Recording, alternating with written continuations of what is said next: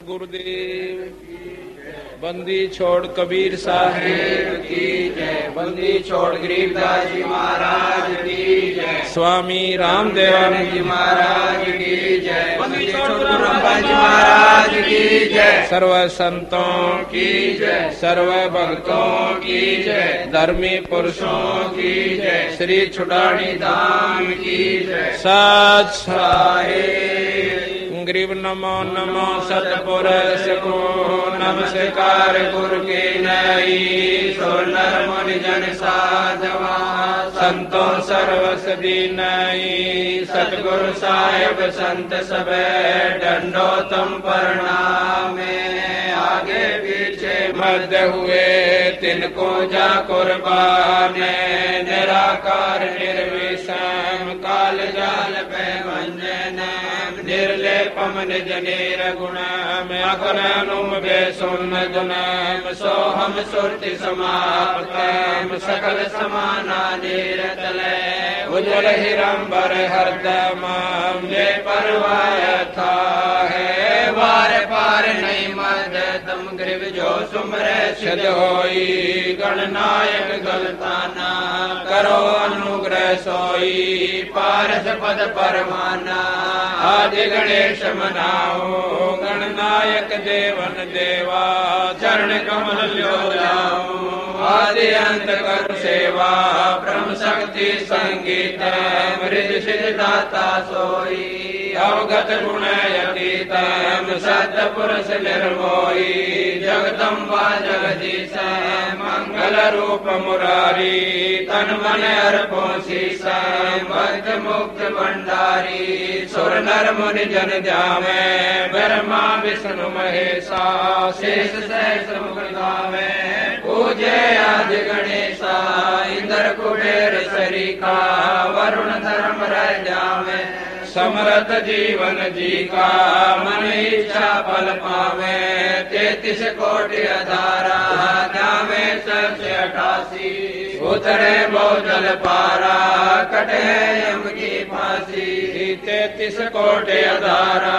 जावे 788 उतरे बहुजल पारा। कटे यम की फांसी। हम विनती करते जी गुरु जी तेरे आगे। साहेब तेरे आगे हम विनती करते जी गुरु जी तेरे आगे। साहेब तेरे आगे साहेब मेरी विनती सुनो गरीब नवाज। जल की बूंद महल रचा भला बनाया साज। गुरु जी तेरे आगे साहेब तेरे आगे हम विनती करते जी गुरु जी तेरे आगे। साहेब तेरे आगे साहेब मेरी विनती सुनियो अर्ज आवाज।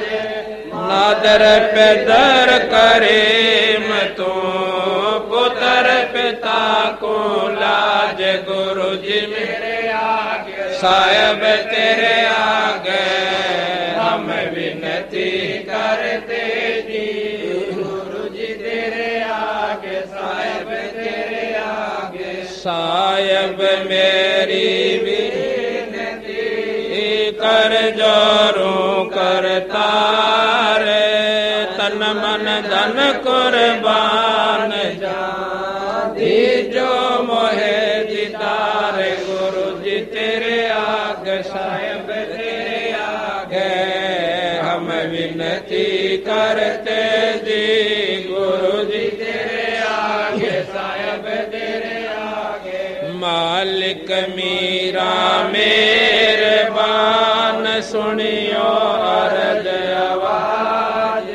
पंजारा को शेष पर जम नहीं होत तरास। गुरु जी तेरे आगे साहेब तेरे आगे हम विनती करते जी गुरु जी तेरे आगे। साहेब तेरे आगे मीरा मोह पे मेरे कर मैं आया तक शाम समर्थ तुम्हारे आसरे बांधे जाम गुलाम गुरु जी तेरे आगे साहब तेरे आगे हम विनती करते जी गुरु जी तेरे आगे साहब तेरे आगे मैं समर्थ के आसरे दम कदम करता है गफलत मेरी दूर करो खड़ा रहूं दरबार गुरु जी तेरे आगे साहब तेरे आगे हम विनती करते जी गुरु जी तेरे आगे साहब तेरे आगे अविनाशी के आसरे अजरावर की शान अर्थ धर्म कम मोक्ष हो समर्थ राजा राम गुरु जी तेरे आगे साहब तेरे आगे हम विनती करते जी गुरु जी तेरे आगे साहब तेरे आगे अर्ज आवाज अनाथ की आज की अरदास आवण जाना मेटियो दिजो निश्चल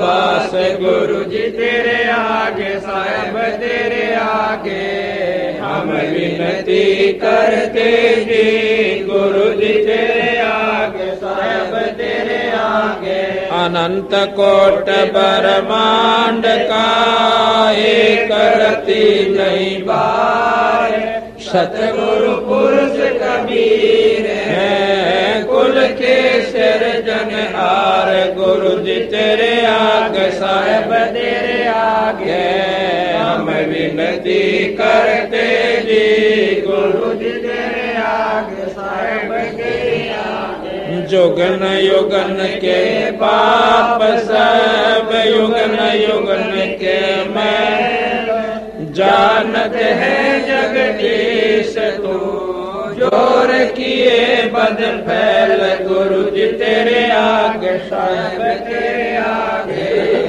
विनती करते जी गुरु जी तेरे आगे साहब तेरे आगे अलल पंख अनुराग है सुन मंडल रचीर दास गरीब उदारिया सतगुरु मिले कबीर गुरु जी तेरे आगे साहब तेरे आगे हम विनती करते जी गुरु जी तेरे आगे साहब तेरे आगे अकाल पुरुष साहेब धनी अविगत अविनाशी गरीब दास शरण लगा यम फांसी गुरु जी तेरे आगे साहब तेरे आगे हम विनती करते जी गुरु जी तेरे आगे साहब तेरे आगे अकाल पुरुष साहेब धनी अविगत अविनाशी गरीब दास शरण लगा काटो यम फांसी गुरु जी तेरे आगे साहब तेरे आगे हम विनती करते जी गुरु जी तेरे आगे साहब तेरे आगे मारे उया पाठ पर कास बधाई मैं बाटूंगी मारे होया पाठ पर कास बधाई मैं बाटूंगी मारे आए साहब कबीर बधाई मैं बाटूंगी मारे आए साहब कबीर बधाई मैं बाटूंगी मारे आए गरीब दास बधाई मैं बाटूंगी मारे आए गरीब दास बधाई मैं बाटूंगी अमर लोक से चल कर आए अमर लोक से चल कर आए भव बंधन से जीव छुड़ाए, भव बंधन से जीव छुड़ाए, दे मंत्र सतलोक पठाए, दे मंत्र सतलोक पठाए, ये देते निसलवास बधाई, मैं बांटूंगी हमारे होया पाठ पर कास बधाई, मैं बांटूंगी पाप पुण्य को हर दम तोलू, पाप पुण्य को हर दम तोलू, घर घर में मैं कहती डोलू, घर घर में मैं कहती डोलू, दुश्मन मीत सभी से बोलो, दुश्मन मीत सभी से बोलो, तुम करियो अमण की ख्यास बधाई, मैं बांटूंगी हमारे होया पाठ पर कास बधाई, मैं बांटूंगी हमारे भगत महात्मा आवेंगे, मारे भगत महात्मा आवेंगे, वो शब्द साहिब के गावेंगे, वो शब्द साहिब के गावेंगे, मारे भरम भूत मिट जावेंगे, मारे भरम भूत मिट जावेंगे, फिर होवे नाम विश्वास बधाई, मैं बांटूंगी हमारे होया पाठ पर कास बधाई, मैं बांटूंगी नगर निवासी सब ही आना, नगर निवासी सब ही आना, आपस के मतभेद भुलाना, आपस के मतभेद भुलाना, कोई दिन में सबको चल जाना, कोई दिन में सबको चल जाना, या झूठी जग की आस बधाई, मैं बांटूंगी हमारे होया पाठ पर कास बधाई, मैं बांटूंगी, ये दुख मेटे और सुख का दाता, दुख मेटे और सुख का दाता, पूर्ण ब्रह्म है आप विधाता, पूर्ण ब्रह्म है आप विधाता, जब चावे चोला धर आता, जब चावे चोला धर आता, होया सुल्तानी का खवास बधाई, मैं बांटूंगी हमारे होया पाठ पर कास बधाई, मैं बांटूंगी काशी में के शोभन आया, काशी में के शोभन आया, सामन के घर भोग लगाया, सामन के घर भोग लगाया, सेऊ धड़ पर शीश चढ़ाया, सेऊ धड़ पर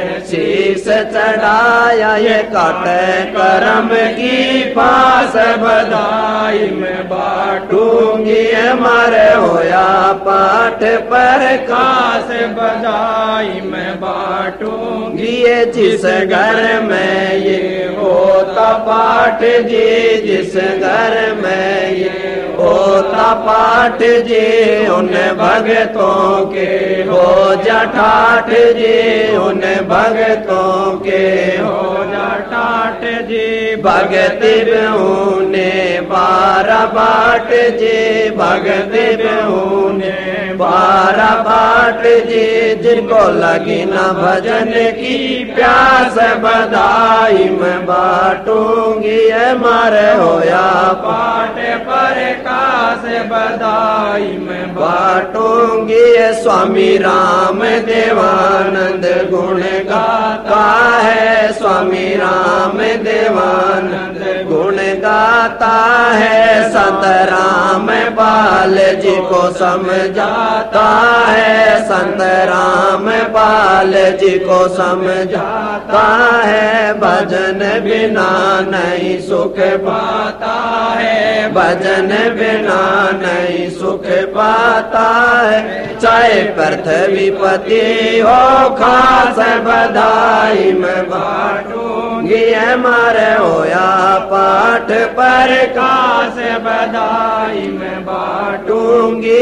स्वामी राम देवानंद गुण गाता है, स्वामी राम देवानंद गुण गाता है। संत राम पाल जी को समझाता है, संत राम पाल जी को समझाता है। भजन बिना नहीं सुख पाता है, भजन बिना नहीं सुख पाता है। चाहे पृथ्वीपति हो खास बधाई में बाटूंगी, मरे होया पाठ पर खास बधाई में बाटूंगी।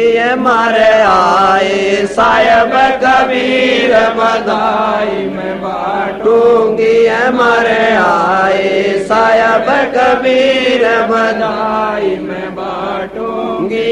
मारे आए गरीब दास बधाई में बाटूंगी, मारे आए गरीब दास बधाई में बाटूंगी। मारे होया पाठ पर कास बधाई में बाटूंगी, मारे होया पाठ पर कास बधाई में बाटूंगी। सत साहिब। परम पिता परमात्मा बंदी छोड़ भगवान कबीर साहब तथा वही स्वरूप उन्हीं के अवतार सतगुरु बंदी छोड़ गरीबदास जी महाराज की एक असीम कृपा हमारे ऊपर हुई है कि आज हम सत्संग के अंदर आए हैं। सभी शास्त्रों ने, सभी संतों ने इस बात का प्रमाण दिया है कि मनुष्य जन्म ये बहुत ही दुर्लभ है, अति दुर्लभ, महादुर्लभ। इसकी जितनी भी हम संज्ञा दे सकते हैं वो थोड़ी है। उसके उपरांत मनुष्य शरीर जिस भगवान आत्मा को आज प्राप्त है, उसके पिछले जन्म जन्मांतर के जो पुण्य कर्म हैं वो बहुत ही शुभ थे, क्योंकि शुभ कर्मी प्राणियों को परमात्मा एक मनुष्य का शरीर देता है। मानव शरीर, स्त्री या पुरुष, ये दोनों मानव शरीर कहलाते हैं। अंग्रेजी में इसे ह्यूमन बॉडी कहते हैं, ह्यूमन बॉडी, मानव शरीर। और इसके बाद जो सत्संग प्राप्त करती हैं, जो हंस आत्माएं जो सत्संग के अंदर आ जाती हैं, वो उन शरीरधारी पुण्य आत्माओं से ज्यादा पुण्य आत्मा है, उनके ज्यादा शुभ संस्कार हैं। क्योंकि रामायण में भी लिखा है तुलसी साहब ने कि पुण्य पुंज बिन मिल ही न संता, पुण्यों के ढेर लागे बिना शुभ कर्मों की अधिकता ना हो जावे जिस प्राणी की, उसको संत समागम प्राप्त नहीं होता।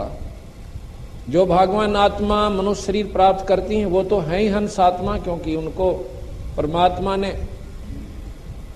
आत्म कल्याण करवाने वाली यूनिवर्सिटी में दाखला मिल चुका है। उनको ये ड्रेस मिली हुई है कि ये स्टूडेंट है। और जो इस यूनिवर्सिटी में आकर, कॉलेज में आकर भी उस उद्देश्य को भूल चुके हैं कि हम आए थे किस काम के लिए और कर क्या रहे हैं, तो अज्ञान आत्माएं हैं, वो अपने इस अनमोल अवसर को बर्बाद कर रही है।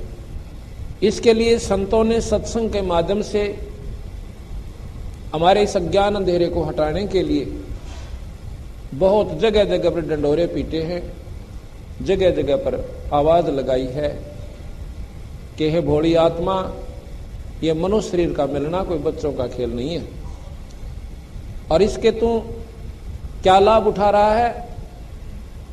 माया जोड़न की होड़ लाली, बीड़ी शराब मांस तमाकू जो ना काम करने थे मनुष्य शरीर पाकर वो भी शुरू कर दिए। इस अंधेरे को सत्संग में हटाया जाता है। वो पुण्यात्मा जो सत्संग में आती है वो और ज्यादा शुभकर्मी होती है। और सत्संग में सुनी हुई बातों को जो अपने जीवन में ढाल लेते हैं, सत्संग में सुनी हुई बातों को जो अपने जीवन में ढालकर उनका अनुसरण कर लेते हैं, बुराई छोड़ देते हैं, परमात्मा का आसरा कर लेते हैं, उन भाग्यवान आत्माओं के शुभ कर्मों का वर्णन नहीं किया जा सकता। और वो भी आज के इस गंदे कलयुग में। आज जितने भी हंसात्मा सत्संग के अंदर आई हैं ये शुभ कर्मी प्राणी हैं। इनको संत कहा है संतों ने, सतगुरु महाराज कबीर साहब ने। संत कौन होते हैं ये परिभाषा हम आपको आगे बताएंगे।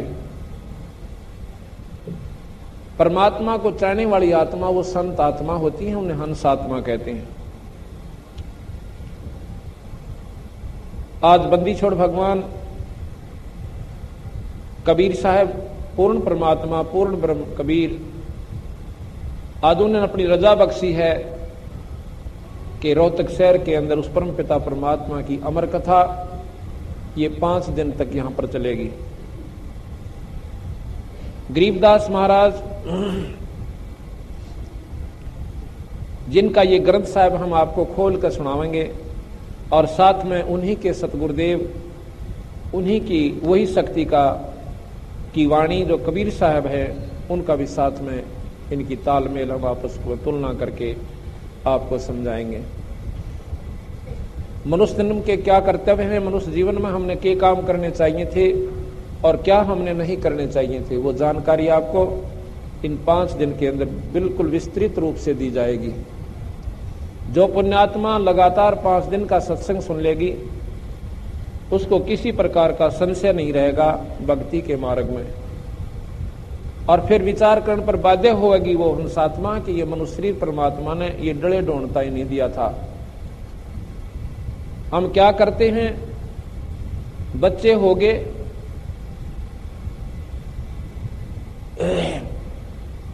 हम पहले स्कूल भेजते हैं अपने बच्चों को, उनका पालन पोषण करते हैं। प्रथम तो हमने ये चिंता थी कि हमारा कोई रोजी रोटी का साधन बने। फिर घर वालों ने चिंता बनी कि बच्चे का ब्याह कर दें, लड़का हो चाहे लड़की, शादी होगी। शादी के बाद बच्चे हुए और बच्चों के फिर हमने लालन और पालन के अंदर अपना तन मन धन ला दिया। उसके बाद बच्चे जवान हुए, उनकी शादी कर दी। शादी के बाद मनोकामना हमारे मन में आई है, परमात्मा इनका संतान हो, मेरा वंश चले। वह भी सुन ली ईश्वर ने कि संतान यानी पोता और पोती, द्योता और द्योती हो गए।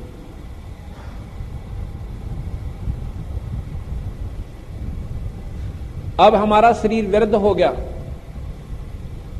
इतना वृद्ध हो गया कि उठा और बैठा भी इच्छा अनुसार नहीं जा रहा।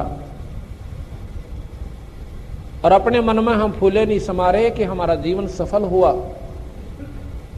क्योंकि मेरे 4 लड़के और 8 पोते और 6 दोते हो गए, और 4 पोती और 3 दोती। फूले समाते हैं, फूले नहीं समा रहे हैं कि वाह वाह मौज कर दी, जीवन सफल हुआ। संतों की दृष्टि से ये तो तूने निष्फल कर लिया, ये जो कुछ भी होना था तेरे संस्कार का आप पर हो रहा था, ये तो तू अपने आप में खुशी मना रहा है कि मैंने ये सब कर दिया। मां के गर्भ में जब बच्चा था बता देता कि इसमें लड़का है कि लड़की, अगर तू करने वाला है तो। जिनके संतान नहीं होती वो बना के दिखाओ संतान, उस ईश्वर की रजा बिना, अपने संस्कार के बिना। तो इसलिए संत आकर के अंधेरे ने हटावे से कि भाई जो काम करना था वो तो तने छेड़ा भी कोना, अर्थात उसकी तो शुरुआत भी ना कर पाया अनाड़ी आत्मा, और गधे और कुत्ते की धुनी पाओगा, ये तने सफल किया ही अपना जीवन। इस प्रकार सत्संग के माध्यम से यह अंधेरा हटाया जा सके कि परमात्मा का पाना कोई मुश्किल बात नहीं है, पर उसके नियम निभाने मुश्किल है हमारे के लिए। किन के लिए? जिनको ज्ञान नहीं है। परमात्मा के पाने के लिए कोई घर त्याग कर जंगल में जाने की आवश्यकता नहीं बताई, किसी भी संत ने नहीं कहा, और ना ही किसी प्रकार की गुफा में बैठने की आवश्यकता, ना धोने लाने की। परमात्मा के पाने का एकमात्र साधन सभी शास्त्रों ने प्रमाण दिया है,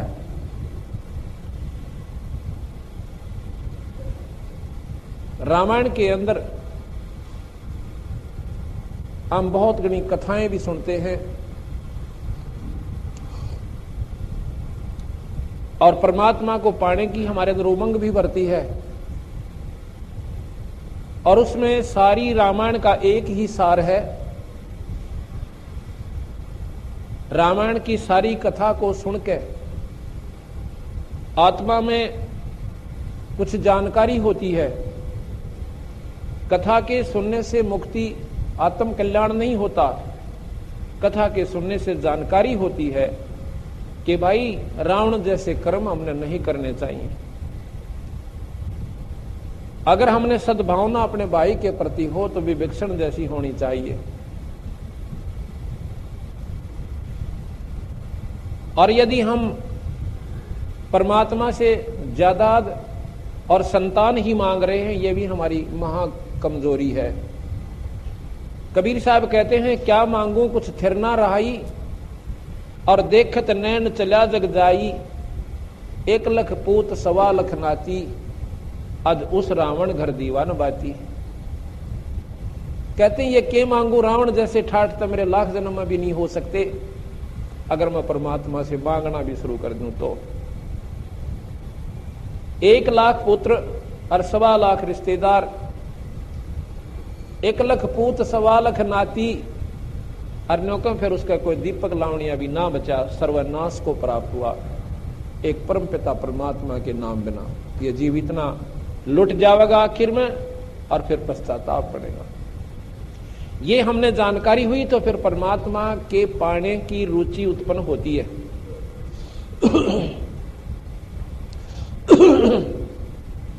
फिर हमारे मन में क्या होता है, क्या आता है कि भाई परमात्मा ने तो पाने के लिए सबके में छोड़ छाड़ के और घर त्याग कर बाहर चलना चाहिए। आड़क होनी, यहां बात नहीं बन सकती। यहां तो कभी कहेंगे किसी चीज की चिंता है, या कभी कोई लाना सौदा, कभी कोई किसी का देना है, किसी का लेना है, कदे बालक बीमार हैं, कदे इनके ब्याह ना हुए, यह समस्या तो कदे भी हल ना हो। इसलिए घर त्याग कर और कितने बार जंगल में बैठ कर भजन करेंगे। कबीर साहब कहते हैं यह गलती भूल कर मत कर दिए, कदे को ने सोचा जंगल में भगवान मिलेगा।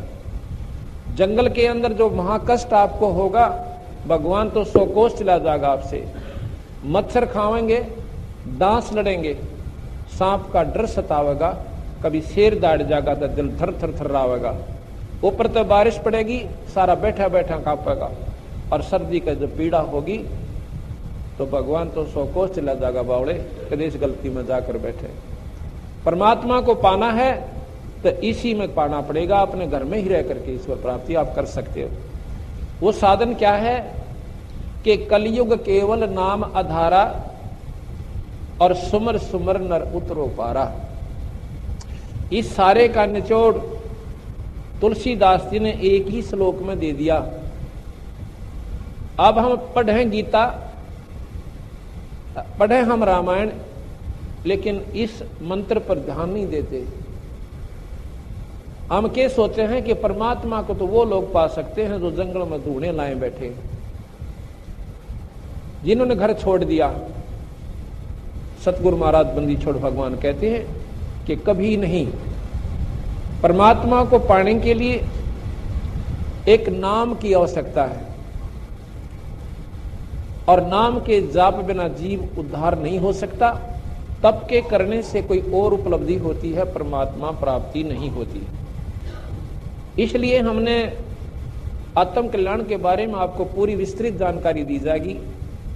संत की परिभाषा क्या होती है, साधु किसे कहते हैं, परमात्मा पाने का एकमात्र साधन है केवल नाम का जाप। कौन से नाम का जाप और किस विधि से? परमात्मा कौन है, परमात्मा की परिभाषा क्या है, उसको कैसे पाया जाता है, ये 5 दिनों के अंदर आपको बहुत ही विस्तृत ढंग से बड़े प्यार के साथ सुनने को मिलेगा। इन 5 दिन के सत्संग में जो प्राणी लगातार सुन लेगा वो बाध्य हो जाएगा कि परमात्मा, आज तक हमने ये बात कभी सपने में भी नहीं सुनी थी। रामायण सुनी, महाभारत सुनी, गीता जी का पाठ खूब किया और सुना, वेदों की जानकारी जरूर हुई संतों के माध्यम से कि वेद बड़े श्रेष्ठ ग्रंथ हैं हमारे। पुराण सुने, पुराणों के अंदर परमात्माओं की महिमा की जानकारी हुई। आज आपको 5 दिन के अंदर हम ये सभी शास्त्र भी सुनाएंगे, पर ये बहुत संक्षिप्त रूप में और पूर्ण रूप से ज्ञान परिपूर्ण आपको होगा, सुनाए जाएंगे। इनसे आगे की जो कथा है, क्योंकि आज तक हमने स्वर्ग सुना था, जितने भी ग्रंथ, जितने भी पुराण शास्त्र संत हमारी जो संपर्क में आए थे, हमने स्वर्ग से ऊपर कोई शब्द नहीं सुना था। अब आपको पता चलेगा कि स्वर्ग तो सबसे बड़ा धोखा इस जीव के साथ है, और इससे ऊपर एक सतलोक है। उस सतलोक का जब मार्ग हमें पूर्ण संत से मिलेगा तो हमारा पूर्ण छुटकारा यहां से होगा। सृष्टि कैसे रची गई, इसकी आवश्यकता क्यों पड़ी? यहां पर कोई भी प्राणी सुखी नहीं, दुख का पहाड़ जीव के ऊपर हरदम टूटा रहता है। आज जो प्राणी सुखी नजर आवस है और कल ना जाने के बिजली पड़ जा, कोई एक्सीडेंट में परिवार का सदस्य चला गया, कोई बीमारी के कारण मर गया, किसी की टांग कट गई। इस प्रकार हमारे 1 सेकंड के अंदर ना बेरा के कहानी यहां पर बीत जावे, और हम फिर भी नो ना सोचते कि हम आए कि किस कारण थे यहां पे। आप जंगल में रात्रि के समय जंगल में जाकर देखो एक बार, कितना भयंकर स्थान है ये। कालजे की धड़कन नहीं रुके सारी रात, कितना शेर बोल रहे हैं, कितना रीछ चंगाड़े हैं, कहीं सांप का डर हो रहा है। और हम अपनी बहन बेटियों को भी किसी स्थान पर दिन में भी नहीं भेज सकते, ऐसा गंदा लोक है ये। यहां पर हमने एक पुलिस बनाई, एक महकमा तैयार किया अपनी सुरक्षा की खातिर, ताकि हमारी इज्जत बची रहे, और सीमा की सुरक्षा के लिए हमने सेना तैयार करी। एक राजा चुना कि तू हमारी रक्षा कराकर हम अपना पेट भर लेंगे, हम तुझे टैक्स दिया करेंगे, ताकि ये कुछ समय हमारा ठीक ढंग से व्यतीत हो जा। अगर ये व्यवस्था हम ना करें, या पशु से भी बदतर जीवन इस मनुष्य का हो जाए। सर्दी आती है, इतनी आवा है कि कितना मकान बना के रजाई लेकर मोटे वस्त्र हमने धारण करके अपनी जान बचानी पड़ती है। गर्मी आती है तो कूलरों का भी प्रबंध करके इस 5 तत्व के पुतले को हम सुरक्षित रख पाते हैं। बरसात आती है, फ्लड का बाढ़ की बाढ़ आ जाती है, और गांव के गांव उजड़ जाते हैं, हजारों व्यक्ति मर जाते हैं। ऐसे गंदे लोक में आकर हम फिर भी यहीं पर सुख ढूंढने की कोशिश कर रहे हैं। संत ये बताना चाहे भाई, ये तो दुख का कहर है ये लोग, या ना तो रंग सुखी। गरीब आदमी ने सोचा यो पैसे वाला व्यक्ति गणाए सुखी होगा, इसके पास कार और कोठी है। आज जिसके पास कार और कोठी हो उनसे एक बार मिलकर देखियो जाके, उनके दुख सुनकर अपने को भी रोना आ जाएगा, इतना घर उसके घर में कैर पावेगा। कोई आज सुखी है तो कल हो सकता कुछ भी उसकी गेला। और सेठ ने सोचा जो पैसे वाला है, वो ने सोचा राजा बहुत सुखी, इसके आगे पीछे बड़ी सेना घूमती है, हर दुनिया आदर करती है। और कोई राजा से मिलकर देखना, रात में बेचारे नींद भी ना आती, सारी रात फटका लगा रहे, कोई एमएलए ना टूट जा, कोई एमपी ना चला जा, सुबह हमारी कुर्सी ना पावे। उसके बाद राजा ने सोचा है ये देव लोग बहुत सुखी होंगे जो स्वर्ग के अंदर रहते हैं। गरीबदास जी महाराज कहते हैं वो महादुखी, वो देवता लोग कति सुखी नहीं। वहां यहां से भी ज्यादा राग द्वेष काम क्रोध और बहुत ज्यादा वहां पर इससे भी ज्यादा गलत कहानियां होती हैं। इंद्र और राहिला का प्रमाण और भी बहुत से ऐसे कर्म वहां पर होते हैं जो कि यहां पर वर्णन करने योग्य भी कोई ना। फिर जब देव शरीर किन्हें प्राप्त होता है, जिन्होंने यहां डटकर भक्ति करी, भगवान विष्णु शिव माता और ब्रह्म की, और अच्छे पुण्यदान किए, उनको देव पदवी दे दी जाती है। उनका फिक्स समय होता है और उनको आखिर में ये पता हो जाता है कि 10 वर्ष तेरे इस स्वर्ग के अंदर रह गए, और उसके बाद ये जानकारी होती है कि अब तू नरक भी भोगेगा। क्योंकि 3 लोक का सबसे मुख्य नियम है कि जैसे कर्म प्राणी करेगा उसने दोनों भोगने पड़ेंगे। ये दोनों भोगे होते हैं। पुण्य कर्मों के लिए स्वर्ग बनाए और पाप भोगने के ताही नरक बनाए, और कुछ ऐसे कर्म बनाए जो कि आपको 184 में ही भोगे होंगे। ये कर्म ना स्वर्ग में आपको भोगने और ना ही नरक में, इनका भुगतान आपने इस मृत मंडल के कुएं में, इस जेरे में, इस कैद में काटने होंगे। जब देवता लोगों को पता चलता है कि मेरे 10 वर्ष बकाया हैं, उनका भोजन छूट जाता है, नींद आनी बंद हो जाती है। उनको ये मृत मंडल के कहर दिखाई देते हैं कि कुत्ते और कुतिया बनकर धक्के खाए थे, कभी सूर और सूरी बनकर हम तंग पाए थे। ये परमात्मा अब ना जाने हमारे से कोई शुभ कर्म बन पाओगा भी कि नहीं बन पाओगा। ये कोई समय होता है जिसमें मनुष्य शरीर हो, संतों के दर्शन हो, परमात्मा का नाम मिल जाए। ये बार बार ये तीनों नंबर नहीं मिला करते। इसी प्रकार जो देवलोग स्वर्ग में रहते हैं, जो दूसरे व्यक्ति जो स्वर्ग में अपना स्वर्ग भोगने के लिए गए, उनका तो कहना है कि ऐसे बेचारे कोई 10 वर्ष की खातिर गए, कोई 5 वर्ष के लिए गए। और यहां पर के कर्म है कि पाप ज्यादा बनते हैं और पुण्य बने थोड़े। पुण्य तो स्पेशल विधि से करना पड़ता है, कोई कथा का अनुष्ठान करवाना पड़ता है, कोई यज्ञ धर्म करना पड़ता है, संतों का समागम करवाना पड़ता है, जबकि तो साल भर में एक पुण्य हम कर पाते हैं। और पाप यहां पर पृथ्वी ऊपर पगजो धारे और करोड़ जीव एक दिन में मारे। इतने मुंडे क्रम हमारे ऊपर आप बनते रहते। तो स्वर्ग थोड़े दिन, नरक ज्यादा दिन हमें भोगना पड़ता है। अब वो स्वर्ग के देव क्या समझते हैं कि देवराज इंद्र को बहुत सुख है, और जो स्वर्ग के अंदर प्राणी हमारी तरह जैसे हम प्रजा हैं, वो ये सोचते हैं कि भी देवता गणे सुखी। और देवता कहते हैं कि देवराज इंद्र यानी स्वर्ग का राजा बहुत सुखी है। अब स्वर्ग के राजा की बिरान माटी दुर्गति कबीर साहब ने गरीबदास जी ने बताई कि के बनता है उनके संग में आखिर में। एक समय बताते हैं मार्कंडे ऋषि तप कर रहा था और काफी वर्षों तक साधना कर रहा है। इंद्र को 2 चीज अच्छी नहीं लगती, एक तो कोई यज्ञ ना कर ले और दूसरी कोई तप ना कर ले, कहीं तेरी गद्दी ना चली जा।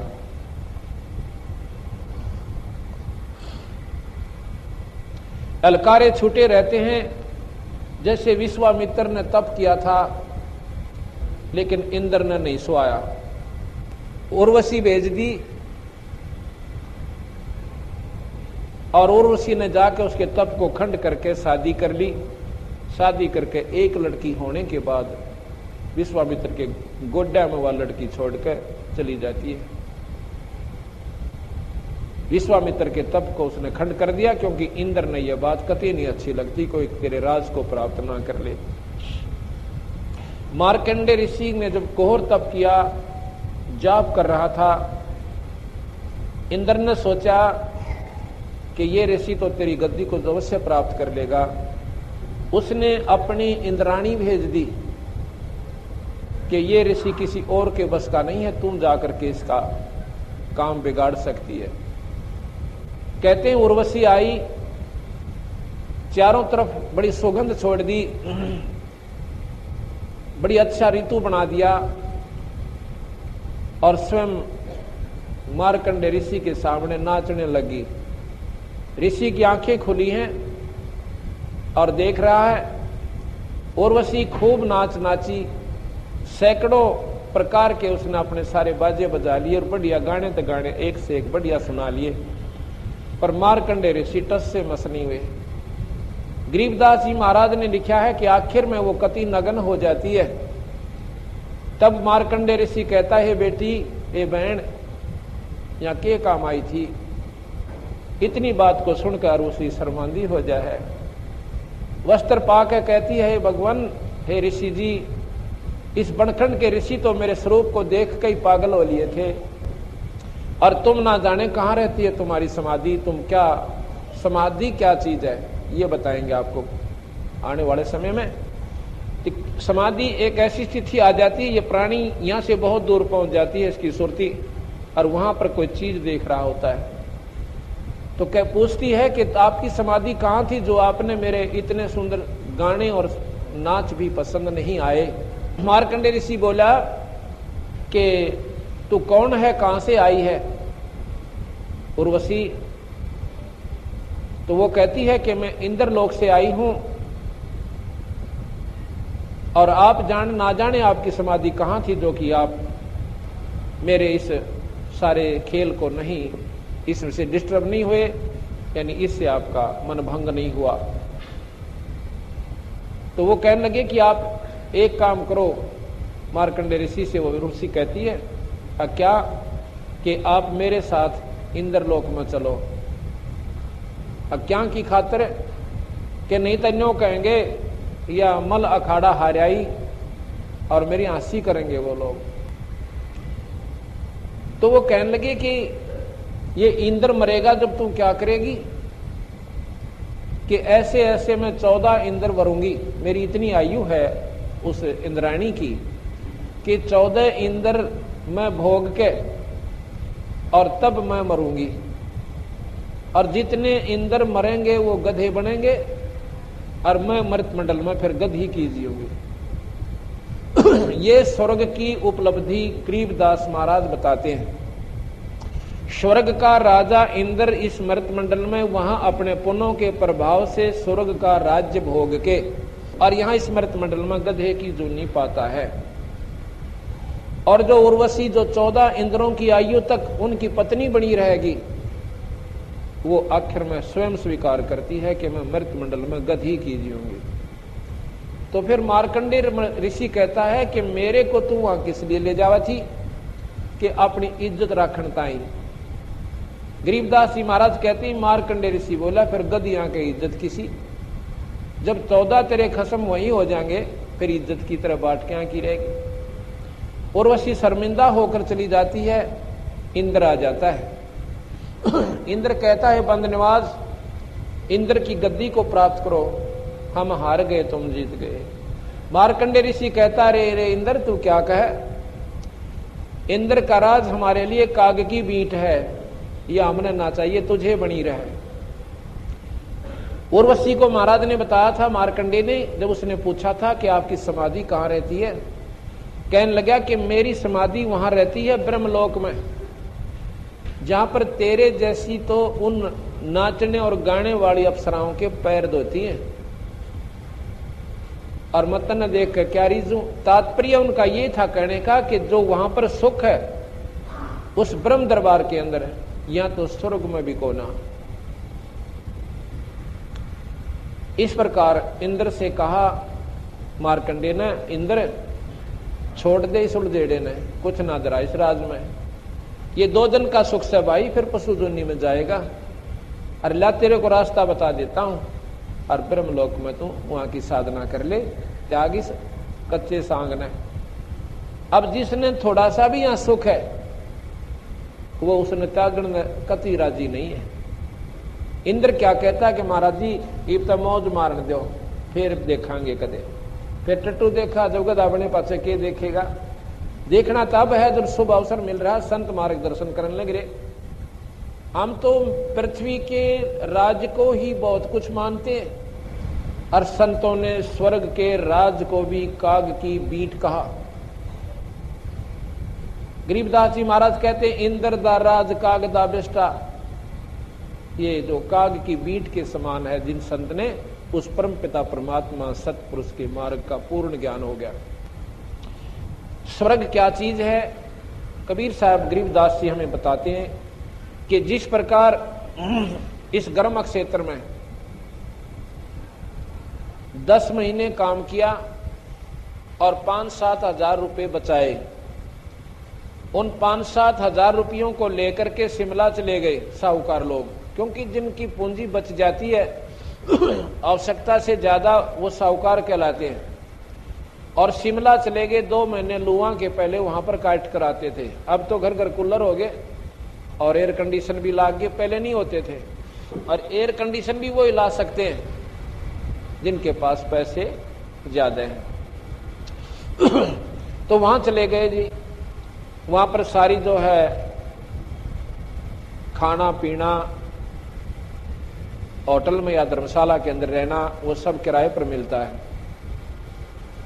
उस 10-5 हजार की पूंजी ने वहां समाप्त करके मुंह लटका के वापस अपने कर्म क्षेत्र में ये प्राणी फिर आ जाता है। और फिर 10 महीने फिर मेहनत करो, लाल पीले हाड करो, और 5,000 रुपये कमा के फिर 2 महीने फिर मौज मारे हो। तो गरीबदास महाराज कहते हैं ये रहट का कुआ लोई, या गड़बंजा है सब कोई, ये कीड़ी कुंजर और अवतारा, इस हर डोर बंधे कई बारा। ये तो केमना स्वर्ग होया भाई। अब 10 महीने तो यहां लाल पीड़ा होना और 2 महीने अपनी मौज मारे। जैसे बड़े रेस्टोरेंट में आप चले जाइए, 5-7-10 हजार रुपये ले जाइए और 2 दिन में आपका झाड़ का पल्ला उल्टा आ जाइए, जो मांगोगे वो मिलेगा। तो वो होटल है उन साहूकारों के लिए जिन्होंने यहां पर पुण्य कमा लिए। वह जाते ही सब स्वर्गवासी प्राणियों के पुण्य जमा करा लिए जाते हैं। वो सारी पूंजी वहां पर उनके बैंक में जमा हो जाती है, इंद्र के लोग इंद्र के पास। और फिर कहते हैं ये कल्प वृक्ष, ये कामधेनु, जो चाहिए सो खाओ पियो और मौज मारो।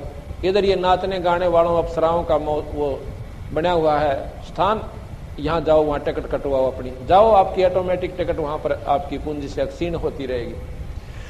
कल्प वृक्ष ऐसा पेड़ है कि जिसके नीचे बैठकर ये प्राणी जो भी कल्पना मन में करता है वही उसको उपलब्ध हो जाती है। कामधेनु ऐसी गाय है जो उसे मांगता है उसे तुरंत मिल जाता है, खाने का पीने का कितना अच्छा मौन भोजन हो। लेकिन बंदी छोड़ महाराज कबीर साहब कहते हैं भाई पूंजी या गांठ तेरी कटन लाग रही से, कहते को सोचा अकूब स्वर्ग में वैसे मुफ्त में मौज मिल गई।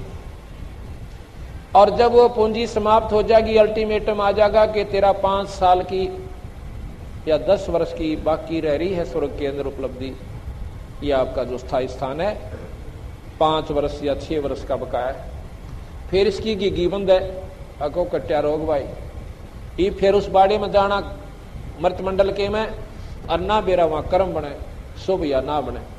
उसके दौरान एक और उनको बता होता है कि इसके बाद भाई नरक में भी जाना पड़ेगा, क्योंकि पुण्य थोड़े बनते हैं, पाप घने बनते हैं, ये दोनों भोगने पड़ते हैं। जैसे हम तीर्थ पर जाते हैं, क्यों जाते हैं? कोई स्वार्थ लेकर,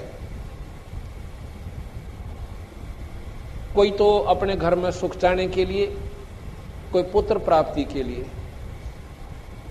या अन्य कोई साधना मन में संकल्प करके जाते हैं, या कोई बिल्कुल ही अच्छे साधक हैं वो आत्म कल्याण के लिए, है तो स्वार्थी। जब हम यहां से चले, मान लो हम गया जी जाते हैं, यहां से हजारों किलोमीटर दूर हम पैदल जाएं, बस से जाएं या अपनी गाड़ी ले जाएं, हम चले अपने स्वार्थ के ताई, और वो जीव जंतु कीड़े और मकोड़े चींटी वो अपने बच्चों की खातिर भोजन लेने के लिए अपने घर से निकले, और हमने उनको बड़े अच्छे प्रेम के साथ या तो पैरां तले मार दिया या गाड़ी के पहिया तले कुचल दिया, और अपने स्वार्थ की खातिर हम जा रहे हैं। तो यहां पर दोनों कर्म लगते हैं इस प्राणी को, पुण्य और पाप। जैसे जमींदार खेत में फसल तैयार करता है, फसल तैयार करने के लिए सारा वर्ष लाल पीला बन जाता है, वो पहले उसकी गुड़ाई करता है, घास झाड़ झंखाड़ पैदा हो जाते हैं, और वही फिर उसको समय आने पर बीजता है। बीजने के बाद खाद और पानी की पूरी व्यवस्था उसने करनी पड़ती है। पौ के महीने में, जनवरी के महीने में, और खेत में पानी का वार हो जाता है, नंबर आ जाता है, रात्रि का समय हो और जनवरी का महीना हो, वो जमींदार अपनी फसल की तैयार करने के लिए, पानी देने के लिए उस जमीन में रात को भी जाता है। उस समय हमारे को मकान के अंदर रजाई का प्रयोग करना पड़ता है और हीटर की भी आवश्यकता पड़ जाती है। उस समय वो जमींदार अपने गोड्या ताई धोती संगवा कर, और पो के महीने में और रात के समय में और गोड्डे पानी में जाकर खड़ा हो जाता है, और जब जाकर के कितने उसको फसल प्राप्त होती है, इतनी मेहनत करके और इतना पैसा पहले लगा के जब उसको वो फसल उपलब्ध होती है, और अगर वो उस खेत में बोआबाई ना करे तो उसमें झाड़ जंखाड़ा उग जाएंगे, वह खेत दिखाई भी कोई ना दे। इसी प्रकार पुण्य करने के लिए हमने 2 पैसे धर्म पर लगाने पड़ेंगे, संतों से प्रार्थना करनी पड़ेगी, हमारे घर पर दर्शन देना भगवान, उनकी सेवा करनी पड़ेगी, फिर धर्म के ऊपर पैसा लगाना पड़ेगा, जब जाके आपका पुण्य बना और पाप बन गया आप पर। इसी प्रकार आप तीर्थ को चले पुण्य कमाने के ताई। मान लीजिए आपने तीर्थ का एक फल मिला और उसके दुष्परिणाम आपको 1000 हो गए, दोनों भोगे होंगे। कोई न सोचे कि कर्म कट जाएंगे, कभी नहीं। भगवान राम ने बाली को मारा था त्रेता युग में, और द्वापर युग में वही भगवान विष्णु कृष्ण बनकर आए, और उस बाली के मारे हुए का बदला द्वापर युग में देना पड़ा। क्यों मारा? अपने स्वार्थवश बाली को मारा था, क्योंकि सुग्रीव से उन्हें सहायता लेनी थी। तो ऐसे किए हुए पाप जब भगवान ना न भोगने पड़े तो आम जीव कैसे बच सकता है? कोई बहका रहा हो कि ये मंत्र जाप कर ले, रिश्ते ये पाप कट जाएंगे। जब जिस भगवान का हम मंत्र जाप करें उस भगवान ने स्वयं भोगना पड़ा, या गलती मत करना महाराज कहते हैं कबीर साहब।